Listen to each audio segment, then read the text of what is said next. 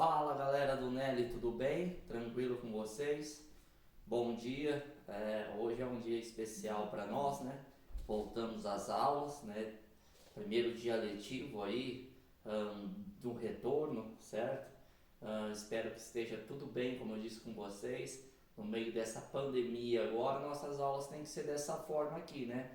De maneira virtual. É lógico, todo mundo queria ter uma aula presencial, mas diante de tudo que está acontecendo, essa talvez seja a única forma da gente não parar aí com a aprendizagem, né? Da gente tentar se manter ativo, que é muito importante também desses dias de isolamento, a gente ter algumas ocupações e boas ocupações, não é isso?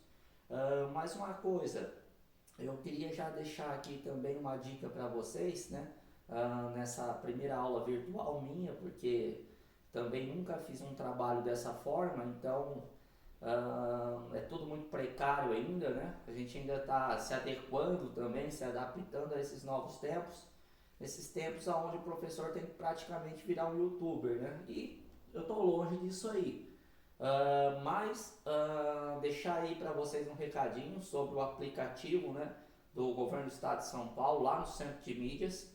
É uma ferramenta importante que nós vamos trabalhar junto agora, então não deixe de baixá-lo, tá? Porque lá você vai encontrar todos os conteúdos, tanto da história, que é a melhor matéria, vocês sabem disso, mas também das outras, matemática, português, geografia. E pelo aquele aplicativo você vai conseguir também se comunicar com o professor, beleza? Por lá você consegue fazer o chat com nós, conversar com nós, você vai ter acesso a exercícios, a atividades, ao trabalho, à presença, tá? Que é muito importante para vocês, estar sempre logado ali, para também ter a questão da presença garantida, né? Dentro do centro de mídias, tá ok? E lá vai ocorrer toda a dinâmica das aulas. Essa aula que eu estou passando aqui é uma aula para o primeiro ano do ensino médio, tá ok? Ela é uma revisão, a proposta aqui é retomar o conhecimento, porque vocês vão precisar para conseguir entender os próximos passos, né? As próximas sequências de aula, beleza? Então, olha lá, primeiro A, primeiro B, primeiro C do Nelly. Essa é a hora agora de revisar, de retomar os conteúdos e o conhecimento já aprendido, tá ok? Vamos embora, vamos para a aula. Como eu falei, é tudo muito novo para mim. Se tiver alguma coisa aqui que vocês depois tenham dúvida, é só me encontrar lá no WhatsApp, né? no centro de mídia e até mesmo no Facebook, beleza? Manda lá o recadinho, né? Manda a sugestão, manda a sua dúvida que eu vou estar respondendo lá, tá beleza? Vamos embora então para a aula, tá? Olha lá, nossa aula de revisão hoje é pré-história, tá beleza? É essa aula que nós vamos hoje fazer aí, tá? Então vamos lá, pré-história. O primeiro assunto que eu trago aqui dentro da pré-história, tá, são as teorias e o surgimento do homem. O aluno muitas vezes pergunta, professor, como que a ciência ou como que as pessoas tratam essa questão do surgimento do homem, da questão da formulação do universo, da questão da formulação dos seres. É lógico que nós temos algumas teorias, né? Não são uma verdade absoluta, mas essas teorias baseadas em indícios, né? Indícios muito fortes de como surgiu o planeta Terra. Existem várias, tá? Existem várias teorias, mas nós vamos trabalhar com as duas que mais são faladas, que mais são comentadas no mundo acadêmico, né? Uma delas, inclusive, ela é até rejeitada por cientistas, por se tratar de uma teoria que trabalha, na verdade, com o sobrenatural. Lembrando que a ciência, ela não trabalha com a questão do sobrenatural, né? Ela trabalha com a experimentação, com a verdade, tá? Com fatos. Então, a primeira teoria aqui, embora seja muito falada, né? Alguns cientistas nem chegam a chamar ela de teoria, tá beleza? Vamos lá. A primeira questão aqui é o criacionismo. Vocês já ouviram falar, já trabalhei isso com vocês na aula.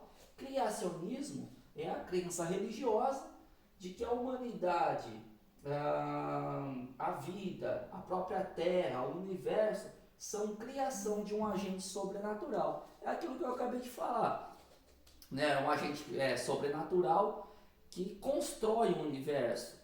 Né? Nós vamos ter isso em praticamente todas as religiões: Umbanda, Candomblé, hinduísmo, cristianismo, tá? Mitologia grega, mitologia nórdica. Você sempre tem a questão de um ser sobrenatural poderoso, né? Chamado, alguns chamam de Deus, outros chamam de outros nomes, mas que vai simplesmente construir tudo aquilo que nós entendemos por vida, tá beleza? Mas o foco nosso aqui, ele é o homem, né? Porque a história, na verdade, ela estuda a produção cultural humana, ela estuda aquilo que o homem produz. E como aula de história, nós não vamos focar na construção do planeta, de outros seres, e sim na vida do próprio homem. É importante que a gente foque a nossa aula no próprio ser humano, beleza? Uma outra teoria muito forte aqui que nós temos é o chamado evolucionismo, beleza? Evolucionismo, o próprio nome já fala, ó, é a evolução, né? A evolução das espécies. Ela foi criada pelo nosso amigo Charles Darwin, em inglês Darwin, né? Que vai criar essa teoria que fala que as espécies, elas passam por evoluções, né? Os seres vão se transformando, se modificando ao longo do tempo. Olha, é muito simples explicar, muito simples não, é uma teoria complexa, mas eu não vejo um momento mais oportuno para você entender essa evolução a partir do momento que nós estamos vivendo. Vamos lá, nós estamos em plena pandemia, né, de um vírus chamado coronavírus, que promove uma doença chamada Covid-19. Como que isso acontece? Bom, nós já sabemos aí, vocês estão cansados de ouvir em todos os jornais e revistas, que esse vírus ele se propaga através de gotículas. Né? Quando você tosse, espirra, ou quando o indivíduo que está contaminado leva a mão na boca e toca superfícies, e você acaba tocando também, levando a boca e aos olhos, você acaba ficando contaminado por esse vírus. E o que esse vírus tem diferente dos outros vírus? Olha, a principal questão aqui é um vírus novo, e o nosso corpo ele não reconhece esse novo vírus. Então, quando esse vírus entra no nosso corpo, ele começa a atacar o nosso corpo, até o nosso sistema imunológico reconhecer como defender, como deter esse vírus, ele já causou grande estrago, né? Levando até talvez o indivíduo à morte, como em alguns casos que nós estamos presenciando aí através da mídia, né? Através das redes sociais, através da própria TV, tá? Bom, o que acontece? Quando esse indivíduo ele cura, ele vem a sarar desse vírus, ele se torna imune. Essa palavra imune que vem sempre sendo utilizada aí, é porque agora o nosso corpo ele conseguiu criar uma proteção, ele sabe como derrotar o vírus agora. E aí, olha aí que interessante, nós estamos falando do surgimento de novos vírus, ou de vírus que se manifestaram agora. Nós estamos falando de um corpo que de início recebe esse vírus e sofre, mas que depois evolui e que melhora. E esse melhoramento vai fazer com que ele combata e se torne imune ao vírus. Então, olha como a evolução está presente, né? Olha como o nosso corpo ele evolui no dia a dia. Né? Olha como as bactérias e vírus eles também evoluem. Você já deve ter ouvido falar também que pode ser que esse vírus, o coronavírus, ele se transforme, ele evolua ou ele mute, né? Ele vem por uma outra forma. Então as bactérias, os seres vivos, nós estamos em constante mudança. Vai dizer que quando você ouviu falar de dengue, você tinha visto falar de um único só tipo, né? Agora nós temos 4 tipos.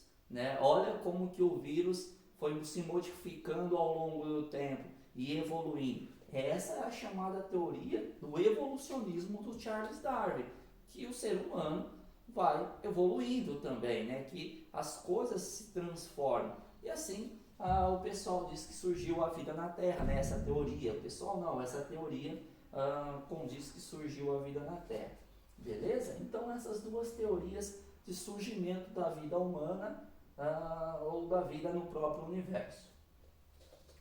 Uma outra coisa que nós trabalhamos em sala de aula, eu não sei se vocês lembram, tá? É a questão da nomenclatura da pré-história, tá beleza? Então nós temos a palavra pré-história aqui e a nomenclatura dela. Isso é muito importante porque nós temos costumes de nomear objetos e objetos de estudo também para facilitar, para classificar, para saber a qual período nós estamos estudando, nós estamos falando. É como se eu falasse assim para vocês: olha, pegue um objeto. Se eu não determinasse o nome, ficaria muito difícil de você conseguir entender de qual objeto se trata.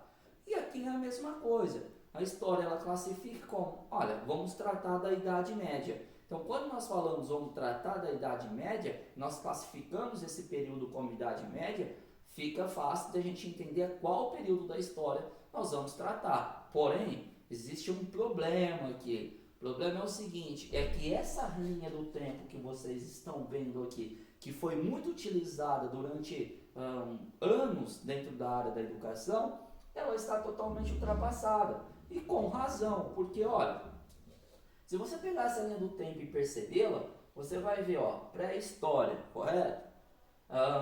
Ela começa, que é a matéria que nós estamos estudando, ela começa do surgimento do homem e vai até a invenção da escrita, tá? É como se assim, quando fosse inventada a escrita, que por volta de 4.000 anos antes de Cristo, né, mais ou menos nesse período aqui, nós saímos da pré-história. Pois daqui a pouco eu vou explicar por quê. E entramos na Idade Antiga. A Idade Antiga é a idade das primeiras civilizações, né? Grécia, Roma, Mesopotâmia. Depois nós viemos para a Idade Média. Idade Média é a idade dos castelos, que vocês já estudaram, daquele militarismo, das pessoas vivendo no campo, né? Vocês também estudaram aqui a Idade Média lá no 7º, 8º ano, falando um pouquinho sobre o controle religioso, principalmente, sobre essa sociedade. A força que a igreja, principalmente católica, tem dentro da Europa, né? Porém, essa é uma história contada pelos europeus. Veja, é uma história eurocêntrica. E aí o eurocentrismo é um movimento que coloca o europeu, ou a história europeia, como centro de tudo, né? É como se o resto do mundo não existisse, ou eu não me importo muito com o resto do planeta. É uma visão da Europa. Vou explicar por quê. Olha só, a própria Idade Média, certo? Que é um movimento que nós acabamos de discutir, que é essa sociedade pautada pela fé católica, por castelos, pelo aquele público mais isolado que vive no campo, fugindo de algumas invasões, tá certo? Essa Idade Média, ela só acontece na Europa, porque se você catar a América, né, o continente que nós estamos, América, por exemplo, o que acontece na América quando os europeus passam pela Idade Média? Também é a Idade Média? Claro que não. Aqui, a sociedade ela vive de uma forma bem diferente. A gente nem conhece o catolicismo, né? A gente nem conhece o cristianismo. O modo de vida dessa sociedade aqui na América é uma sociedade totalmente diferente. Se você perguntar na Ásia como as pessoas vivem, também é um modo de vida totalmente diferente. Então não dá para dizer, numa linha do tempo, que essa é a linha da história. Por quê? Porque ela não está refletida para todo mundo. Ela está refletida para a Europa. Ah, professor, mas quando eu pego o livro didático e vou vendo, parece que a Idade Média aconteceu no planeta todo. Eu falo Idade Média. Eu penso também em alguns lugares, ou no globo como um todo, no mundo como um todo. Não, na verdade você tem que pensar a Idade Média só um movimento que aconteceu na Europa. Isso acontece também com a pré-história, essa visão do europeu de que a pré-história foi um momento em que o objeto de conhecimento, em que ela é muito difícil de ser estudada por não ter escrita. Então é como se fosse assim, eu só posso ter história quando eu tenho algo escrito. A gente vai ver por que na próxima imagem, tá? Olha lá, essa próxima imagem ela mostra isso, né? Eu trouxe aqui algumas fontes históricas, tá? O que são fontes históricas? Fontes históricas é aquilo que nós, historiadores, usamos para tentar ver a sociedade, para tentar estudar a sociedade, como elas viviam, as suas produções culturais, né? Como elas se comportavam, as suas leis, as suas regras, enfim, o modelo de sociedade nós estudamos através de várias fontes, né? Ela pode ser escrita, ela pode ser oral, ela pode ser objeto, ela pode ser, enfim, há uma infinidade de fontes de que nós estudamos para analisar uma sociedade. Então eu trouxe aqui uma das fontes, tá? Essa fonte histórica aqui, comum para se estudar a pré-história, tá? É a pintura rupestre. Aqui ó, tá a definição de pintura rupestre, tá beleza? Depois, na hora que eu mandar o material para vocês, vocês vão conseguir analisar esse material. Pintura rupestre nada mais é do que,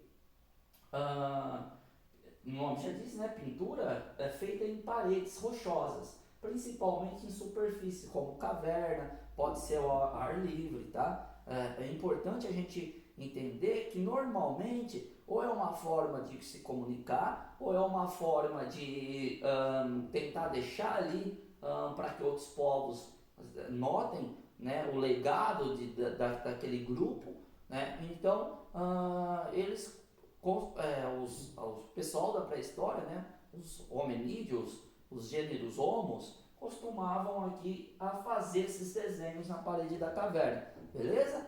E olha só que interessante, vamos comigo aqui analisar uma dessas pinturas rupestres. O professor lembra fazer aquele desenho na lousa todo mal feito, aqui já dá pra gente ter uma noção maior do que é a pintura rupestre. Então olha, você tem aqui nessa pintura, acompanha aí comigo, um animal, você tem alguns homens, ó, notem, eu não sei se vocês estão vendo devido à câmera, que esses são homens, né? Ó, uma série de homens. Esses homens, eles parecem, estão com uma espécie de ferramenta, né? Não dá para identificar direito qual é essa ferramenta. Eu acredito aqui que pela posição seja lanças e até arco e flecha, né? E parece que é uma cena de caça, de perseguição, né? Então, dentro dessa imagem que parece um simples desenho, eu consigo entender, olha quanta informação, que esse homem, eles viviam em bando, né? No mínimo ali havia um grupo de pessoas que conviviam, tá? Eles tinham uma certa afinidade, principalmente no que diz respeito a um plano de caça, porque eles estão caçando aqui praticamente todos juntos, né? Eles eram carnívoros, eu sei que além de viver em bando, eles comiam carne, porque devido a estar caçando os animais aqui presente, dá para ver isso, é nítido, tá? Então, através de uma imagem dessa, fazendo uma simples analogia de poucos minutos, eu consigo aqui entender um pouco da história dessa sociedade e compreender como esses homens viviam através de uma pintura rupestre, né? Através de uma pintura que é muito importante para a pré-história, uma fonte muito importante. Mas veja, por que os europeus, alguns cientistas europeus, principalmente franceses, eles não consideram isso aqui como história, ou esse termo não era considerado como história?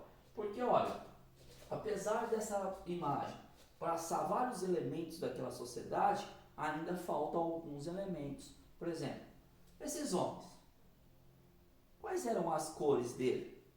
Eram negros, brancos, pardos, japoneses? Quem eram? Através da imagem eu consigo saber isso. Quantas mulheres estão nesse ritual? São todos homens?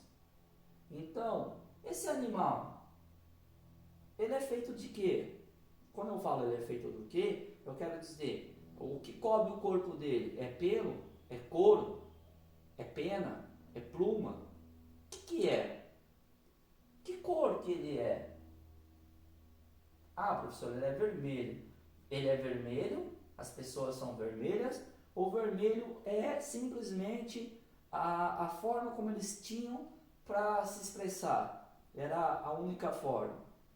Entende? Então não falta elementos nessa imagem para eu falar assim, olha, isso é uma história total, apesar que isso não existe, né? A questão da história total, ela não existe, mas é lógico, se nós tivéssemos elementos escritos aqui dizendo João, Maria e José, um certo domingo, foi fazer uma caça, e a descrição do animal e a descrição escrita de tudo que está acontecendo, o objeto de investigação ele ficaria mais fácil, né? Ele seria melhor compreendido, talvez, né?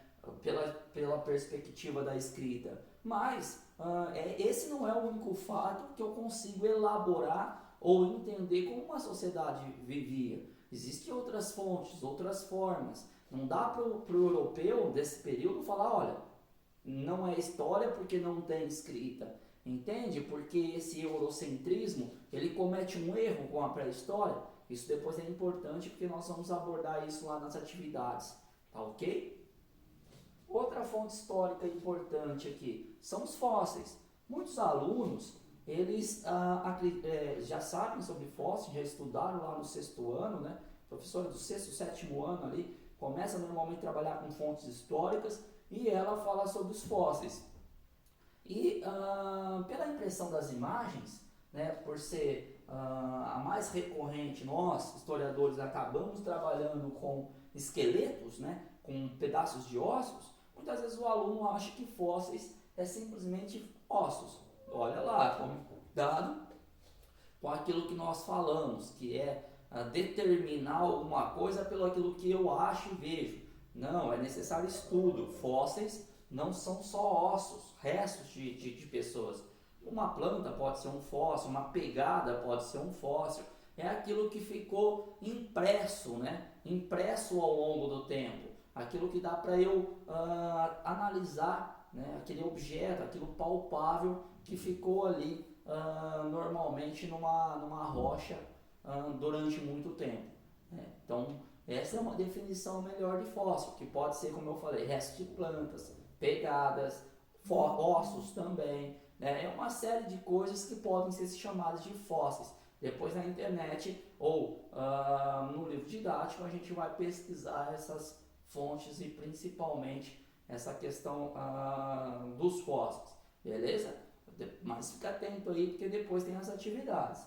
Olha lá. Então eu trouxe aqui uns fósseis que sim, que é um esqueleto humano, né? Dá para vocês analisar bem aí na imagem.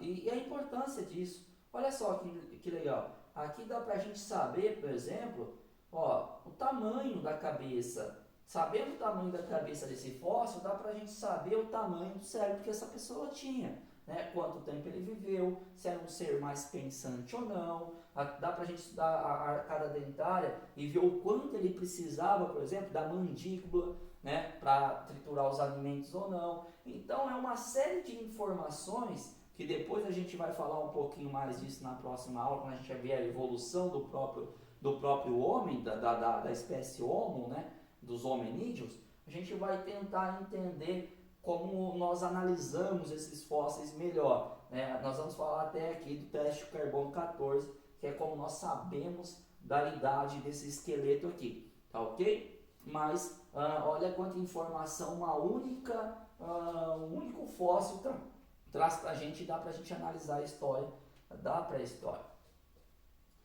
Aqui são um outro objeto de estudo do historiador, né? Que são uma outra fonte, que são objetos e ferramentas produzidos por esses homens, por essas pessoas que viveram na pré-história. Olha lá, você tem aqui, né, uma pedra, né, parece ser simplesmente uma pedra. Se você talvez olhasse isso na natureza, você passaria despercebido, mas na verdade são formatos que esses homens deram a essa pedra, transformando ela numa ferramenta importante. Isso aqui para a época era muito tecnológico. Lembrando que esse homem, ele trabalha muito pouco com a questão de movimentos finos, né? Ele não tem movimentos que consigam construir ferramentas que são iguais às de hoje. Então veja, são pedras que servem aqui para rasgar uma carne ou para cortar um objeto mais duro, né? Que esse homem está transformando isso agora em ferramenta para auxiliar ele no dia a dia, tá certo? Olha as outras ferramentas, ferramentas um pouco mais avançadas, mais elaboradas, de outra época. Essa você já tem cabo, né? Você já tem partes de madeira e pedra, talvez até de cipós, de laços amarrados a ela. Aqui uma cunha onde você acaba cunhando a própria pedra e criando uma ferramenta que é muito mais avançada para esse período. E quando nós encontramos isso, nós já sabemos que o homem, nós conseguimos diferenciar o período em que esse homem viveu, né? Porque ele consegue, e nós não falamos da evolução, que os homens vão evoluindo, então ao passar do tempo, eles vão evoluindo também a sua produção cultural, né? A cultura, ela também se transforma. O homem, ele não é só biológico, ele é um ser cultural. Através do seu trabalho, ele transforma a natureza e se transforma também. Ele promove cultura. Então vamos imaginar assim, olha, nós temos um homem agora que se transforma biologicamente, mas que se transforma culturalmente também. E aqui é uma forma da gente ver essa transformação cultural, né? A cultura que ela vai, a cultura humana, que ela vai se transformando de acordo com a sua própria evolução do próprio trabalho, do próprio cultura humana. E por sua vez, essa cultura, depois a gente vai ver que ela também transforma a cultura biológica, tá certo? É interessante a gente falar disso, principalmente do Nelly, né, pessoal? Porque o Nelly está em Monte Alto, e Monte Alto é um dos centros de referência da paleontologia, por exemplo, né? Que para quem for lá no museu de Monte Alto, vai entender o que eu estou dizendo. Se você nunca foi e mora aí, poxa, está na hora de visitar, né? Um centro arqueológico importante, um dos mais importantes do Brasil, da América, né? Que trabalham com vestígios, com objetos de estudo, que vai falar sobre a Era Jurássica. Através dele nós montamos uma série de coisas, né? Vamos supor, filmes estrelados, né? Saíram aí, o mundo dos dinossauros, né? Livros e mais livros sobre o assunto, e uma grande contribuição feita por Monte Alto, através de estudos de fósseis, né? Através de estudo de restos de plantas, de animais, se construiu toda uma cadeia de história, né?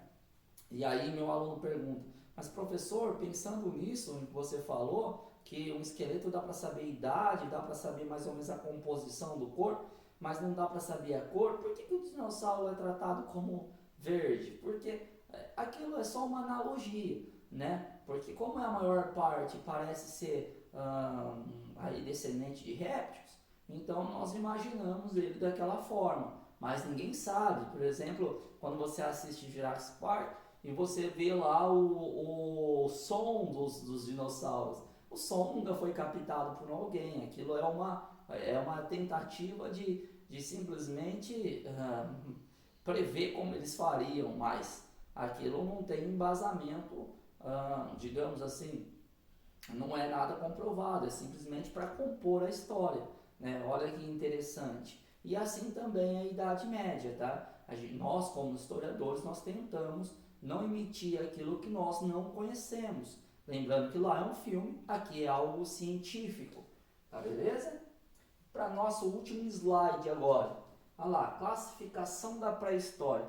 Isso é bacana, né? Como a história é um período muito longo, talvez seja o mais longo da trajetória humana, talvez não, é o mais longo da trajetória humana.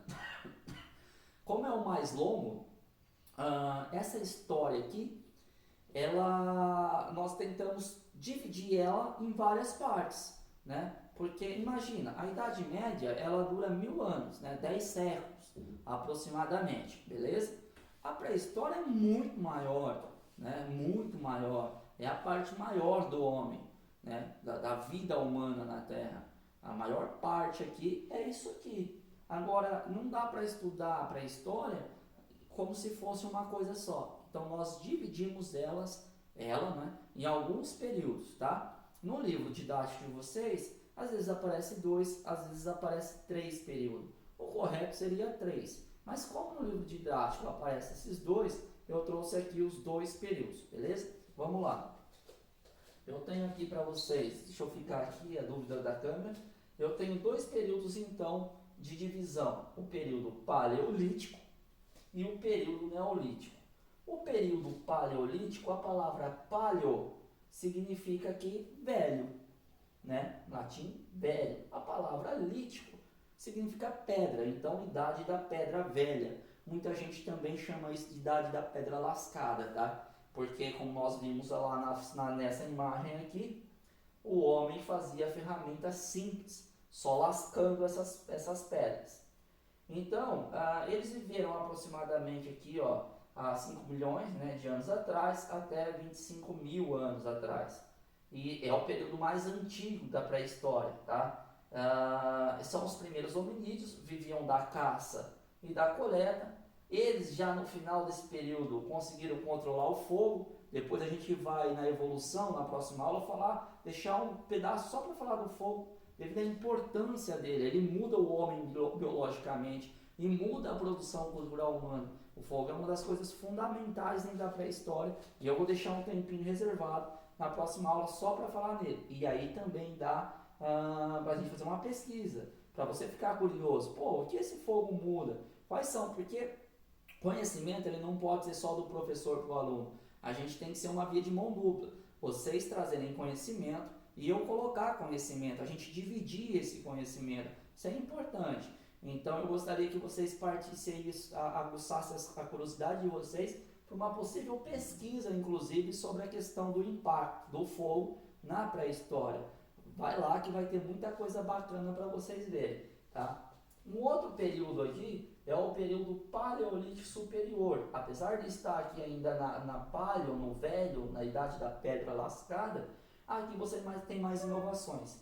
Olha só como as ferramentas e o homem ele vai se modificando, ele vai se desenvolvendo culturalmente. Aqui a gente já tem machados, arcos, flechas, anzóis, linha, ela já aparece aqui no período paleolítico superior. Tá? E um outro movimento muito importante aqui é a agricultura. A descoberta da agricultura também é algo fundamental para o homem da pré-história.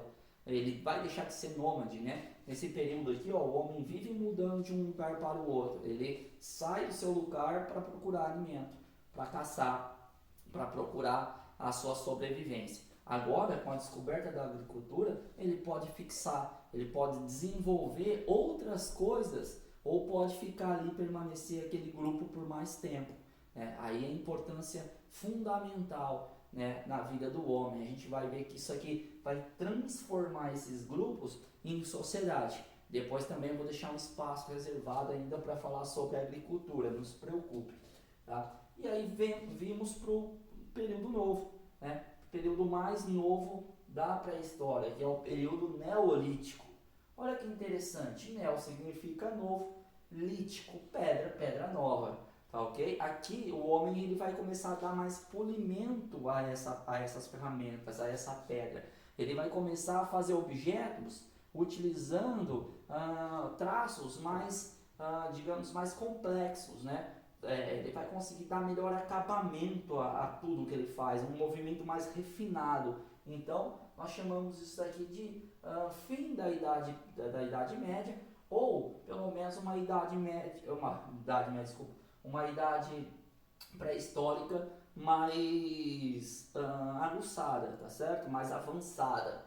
E aqui o homem ele já consegue fazer objetos de cerâmica, ele já consegue fazer artesanato, ele já consegue fazer aqui construções de pedra, há uma série o cultivo dos campos, né, o tear, né, ele já começa aqui a fazer instrumentos como enxada. Então olha como houve uma evolução desse trabalho humano, dessa cultura humana, né?